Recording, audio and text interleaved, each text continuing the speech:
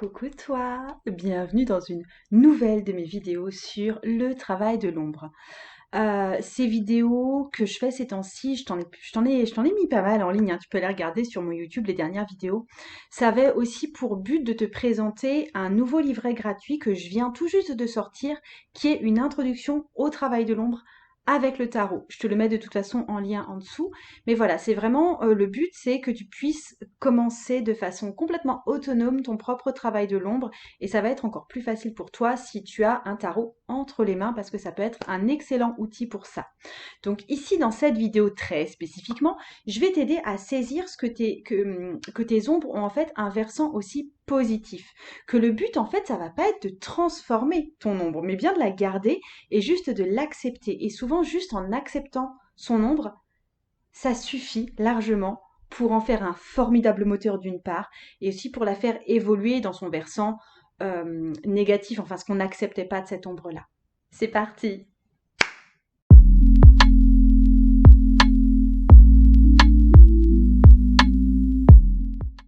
En fait, un des écueils du travail de l'ombre, quand on entame un travail de l'ombre, qui est le fait d'aller regarder en soi ce qu'on n'avait pas perçu de soi-même, c'est super dur de voir en quoi une ombre peut vraiment évoluer, en quoi une ombre peut vraiment être vue comme quelque chose de positif, si on vient pas fortement se battre contre sa propre ombre. Je te donne un exemple hyper bateau. Imaginons que tu te sois caché jusque-là, que tu sois paresseux, que tu es paresseux, pardon, et que du coup ton ombre c'est d'être la paresseuse cachée et que dès que tu peux, tu échappes au travail, etc. Bon bref, tu découvres sur toi-même que tu es paresseuse ou que tu te juges comme paresseuse. L'idée la plus commune par rapport à ce genre de choses, de ce qu'on considère comme être des défauts, c'est de se battre contre sa propre fainéantise. Soit on s'impose de la discipline, soit c'est vraiment l'exercice de notre volonté, on s'impose quelque chose à soi-même pour sortir de notre état de grosse fainéante là, soit on tente de régler ça comme un problème. Par exemple, en prenant des vitamines en plus, un truc qui va un petit peu nous faire changer d'énergie et faire de nous la fainéante au départ, quelqu'un de finalement très proactif, très dynamique, etc. Mais on voit ça comme quelque chose, ok, j'ai l'ombre de la fainéante, je dois changer ça pour devenir dynamique parce que dans notre société, être dynamique c'est valorisé, être paresseux c'est pas du tout valorisé. Moi, je vois pas du tout ça comme ça, le travail de l'ombre, en fait. Et j'ai pas envie que tu tombes là-dedans. C'est pas, on va pas venir lutter contre une partie de toi que tu n'aimes pas. On va pas venir éradiquer une partie de toi que tu n'aimes pas. On va pas venir intentionnellement comme ça marteler et vouloir transformer à tout prix une partie que tu n'aimes pas de toi. Pour moi, il y a des grandes parties dans le travail de l'ombre. Il y a déjà le fait de reconnaître une certaine ombre. Donc c'est vraiment ça, c'est la plus grande du processus dans lequel je t'emmène, c'est-à-dire t'amener à reconnaître ce que tu te cachais en fait à toi-même. Ensuite, l'autre grande partie qu'il y a, c'est le fait d'accepter ce que tu portes, d'accepter que peut-être tu es une personne paresseuse, d'accepter que tu es peut-être une personne hyper moqueuse, d'accepter que tu es peut-être une personne ambitieuse au-delà de tout, même dans le versant où tu vas peut-être écraser les autres autour de toi pour assouvir ton ambition. Accepter ça chez toi et devenir tout simplement capable d'en rire, capable peut-être d'en discuter, par exemple quand tu vas devoir expliquer à ton conjoint ce qui se passe chez toi ou à tes amis de pourquoi tu as réagi aussi violemment à cet exemple. Donc ça peut être aussi le fait de pouvoir expliquer mieux qui tu es aux gens avec qui tu vis ou avec qui tu collabores. Et ensuite, troisième étape, on va dire, c'est au moment où tu l'as vraiment accepté, tu vas pouvoir ton ombre vraiment évoluer ou tu vas pouvoir t'en servir comme un moteur de façon bien plus saine que quand tu es juste en train de réagir comme ça par pic en essayant de te cacher à toi-même ce qui arrive dans le fond de ton ventre. Je pars en tout cas du postulat que pour moi, il n'y a pas de trait de caractère qui soit réellement négatif ou réellement positif. C'est toujours les deux à la fois, c'est toujours les versants d'une même pièce. Et c'est toujours aussi possible, et c'est ça qui est assez jouissif, c'est toujours possible de jouer à la fois sur les deux tableaux, sur le côté très négatif et sur le côté très positif d'un seul trait de caractère. Donc, et selon moi, c'est le seul vrai acte de self-love, comme on dit, d'auto-amour, d'estime de soi. C'est de se prendre entièrement comme on est, même dans nos parties dégueulasses et même dans nos parties hyper lumineuses. Alors je fais juste une petite parenthèse. Ça signifie pas qu'on va jamais venir se bousculer, qu'on va jamais essayer de changer quelque chose chez soi, qu'on va jamais essayer de sortir de certaines habitudes, par exemple, qu'on va jamais se forcer à faire un truc. Ça a rien à voir. En fait, pour moi, il y a une énorme différence entre se mettre un coup de pied aux fesses pour faire quelque chose qui est peut-être pas habituel chez nous, qui est peut-être inconfortable chez nous, comme d'aller faire quelque chose qui nous fait peur ou de nous imposer une certaine discipline pour achever un projet. Donc ça, c'est une certaine chose qui, effectivement, nous met le coup de pied aux fesses. Et il y a une différence entre vouloir se changer soi-même, parce qu'il y a une part en soi qu'on n'aime pas, qu'on n'accepte pas, qu'on veut éradiquer. C'est pas la même chose de vouloir évoluer et mettre en place des choses dans sa vie pour justement aller de mieux en mieux peut-être, et le fait de vouloir supprimer une partie de soi-même qu'on n'aime pas. Moi, je fais le parallèle par rapport à ça avec notre comportement par rapport à vis-à-vis d'un bébé. C'est-à-dire qu'on va accepter pleinement là où le bébé en est, le fait qu'il sache pas parler, le fait qu'il ne sache pas marcher, le fait qu'il ne sache pas manger proprement, etc. Donc on accepte et on trouve ça même très très très mignon là où on est, c'est tout à fait ok là où on est, même si la volonté générale, c'est bien de le faire évoluer. Le but du truc, c'est bien qu'il sache tenir une cuillère, c'est bien qu'il sache marcher, c'est bien qu'il sache articuler des mots. D'accord? Mais on accepte quand même là où il en est maintenant. Et toi aussi, ça peut être le même cas. Je te donne l'exemple, je sais pas, il peut s'agir de perte de poids, par exemple.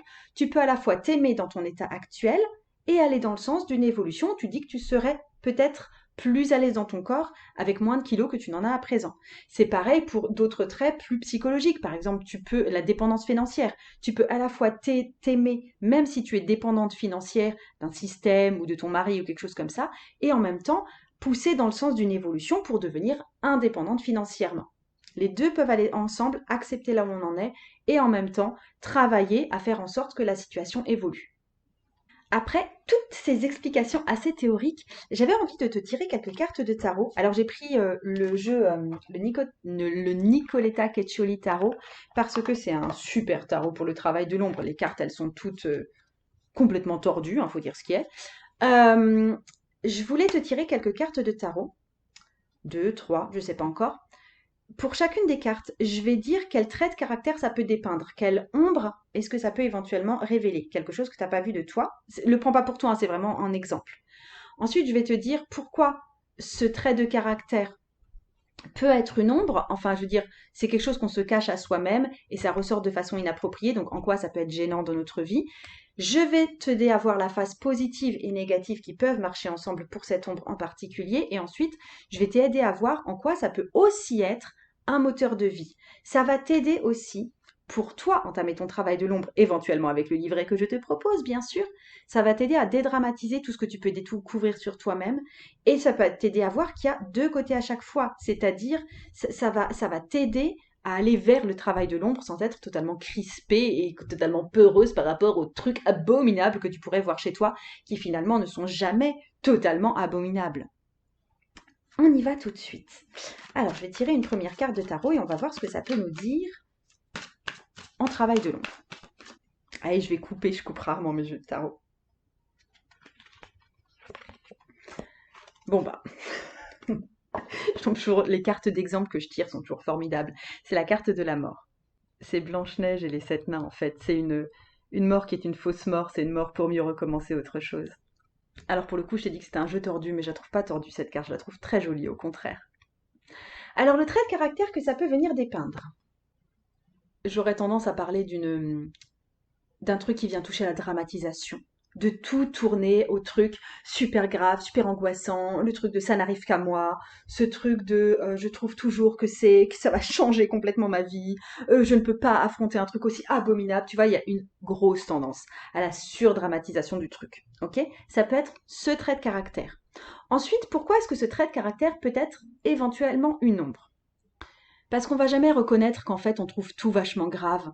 On va être le type de personnage peut-être qui fait semblant d'assurer en permanence, qui fait semblant de dire ah mais voilà, mais de toute façon votre vie à vous, tout va bien, moi je fais ce qu'il faut quand même dans la vie. Alors qu'en fait au fond de nous on est toujours en mode mon Dieu je suis en train de me noyer et on reconnaît pas qu'en fait on est en train de surdramatiser. Et on va peut-être avoir tendance à dire des choses du style ah mais c'est pas la mort, du style oh mais il n'y a pas dans quoi en faire un drame, oh mais c'est quand même pas la fin du monde. C'est parce que en fait nous à chaque fois on pense que mais grave c'est la fin du monde quoi.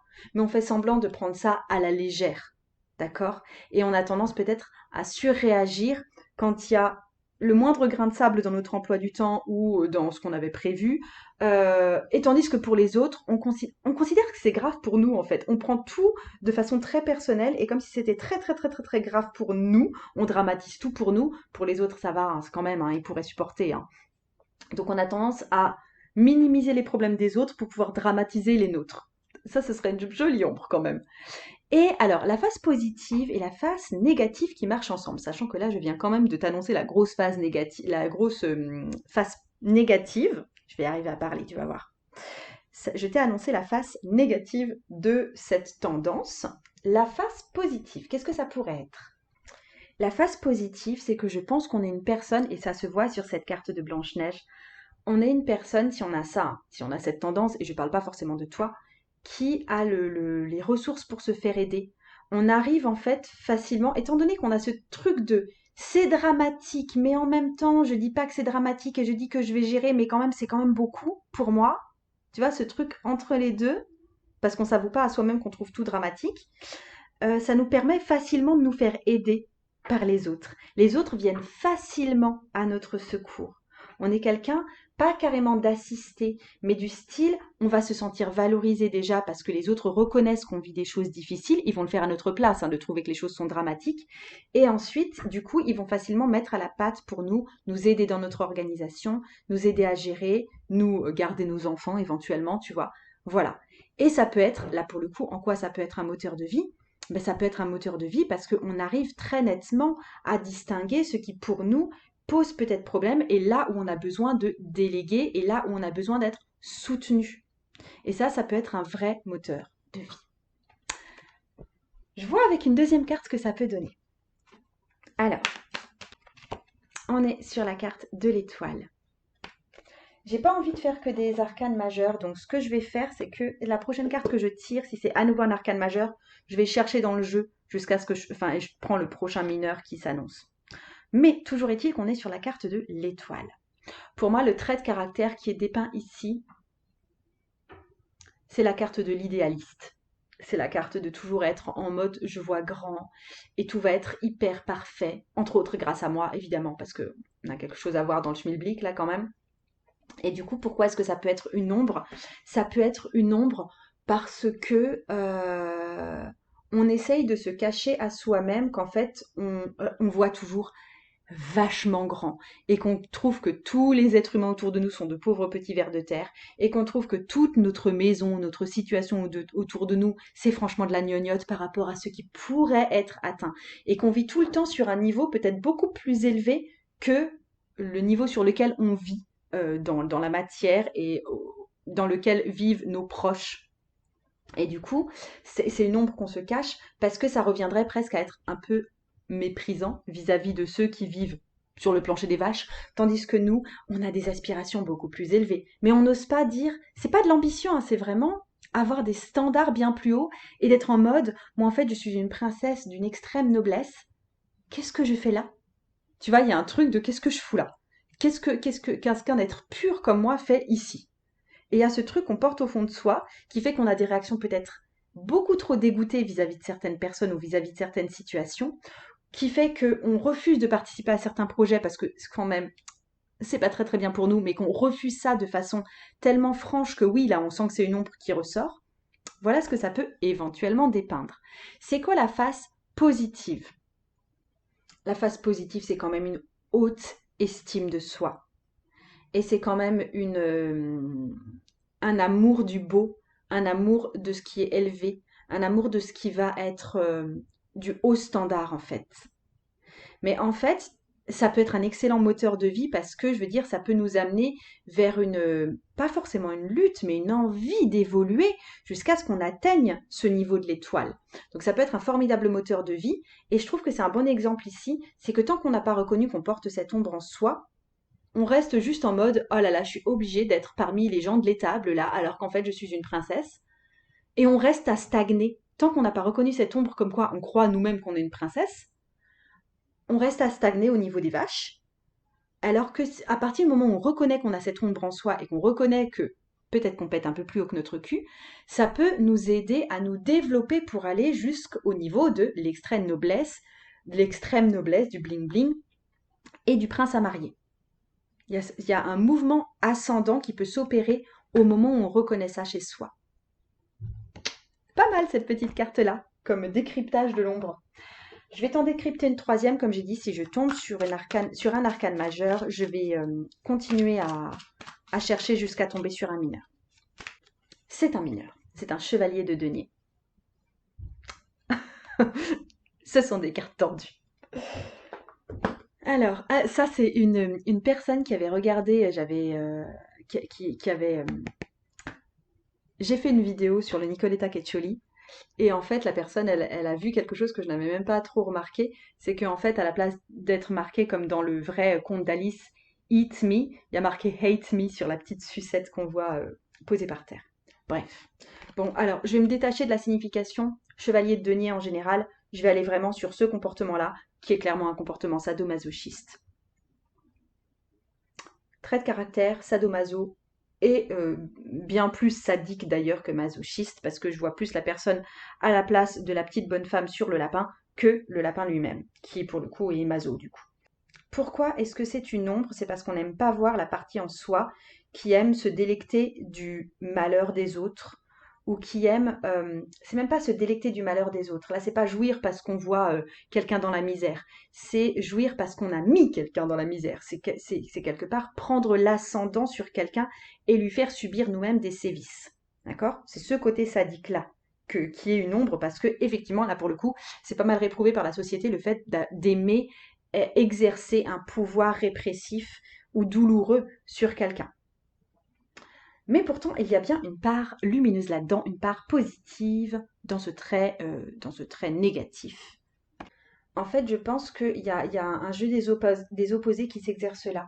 Si on arrive à reconnaître pour nous-mêmes qu'on a envie peut-être de faire du mal à certaines personnes et qu'on a le pouvoir surtout de faire du mal à certaines personnes, ce que ça implique aussi, c'est qu'on a le pouvoir de faire le plus grand bien à certaines autres personnes éventuellement. Ça nous place, à partir du moment où on sait et où on prend conscience qu'on peut avoir un réel impact dans la vie des gens, qu'on peut leur faire du mal, à ce moment-là, le fait de prendre conscience qu'il est possible d'avoir un impact très négatif sur quelqu'un, on peut aussi vraiment prendre conscience qu'on peut avoir un impact très positif sur quelqu'un d'autre. Donc il y a ce truc de avoir du pouvoir qu'on peut exercer et avoir le pouvoir aussi d'améliorer la vie des gens, d'améliorer sa propre vie, d'améliorer et j'allais dire de faire le bien. Il y a ce truc de faire le bien, mais à partir du moment où on reconnaît qu'on a envie aussi de faire le mal, on peut peut-être plus cibler les gens à qui on va faire du mal. Je, si je peux nommer par exemple une personne sadique qui pourtant a un fort potentiel sympathie en termes de film, c'est Amélie Poulain. Quand elle met la misère à son voisin, le marchand de légumes qui est un peu méchant et qui est très méprisant, elle lui met la misère dans son appartement, elle transforme son appartement de façon à ce que le mec il devienne complètement cinglé et elle a son petit sourire sadique là qui est très content. Je veux dire, à partir du moment où elle comprend qu'elle peut avoir un impact sur la vie des gens, en positif parce qu'elle se rend d'abord compte pour le positif, elle se rend compte qu'elle peut l'avoir pour le négatif et elle se fait elle-même justicière. Et on la voit d'ailleurs, elle se déguise en Zorro et tout. Donc il y a ce côté justicier qu'on peut venir incarner quand on a compris qu'on pouvait faire du mal aux gens. En quoi est-ce un moteur de vie? Oh, je crois que je l'ai déjà dit, hein, là, quand je parle du côté justicier qu'on peut avoir, le côté aussi récompense qu'on peut avoir, le côté, je pense qu'on peut être un extrêmement bon dirigeant et un extrêmement bon manager quand on sait manipuler ce qui est de l'ordre des punitions et des récompenses. Quand on peut amener les gens à faire une certaine tâche selon, il y a une certaine part de manipulation là-dedans, il y a une certaine finesse psychique forcément là-dedans qui peut être un vrai moteur pour réussir là où on veut réussir, tout simplement, hein. Je ne parle pas forcément de vie professionnelle. Mais voilà pour cette carte bien tordue. Les ombres, c'est toujours un peu tordu aussi. J'en ai fini avec ces explications. J'espère que ça t'a un petit peu éclairé sur la façon dont tu peux peut-être aller interpréter les cartes.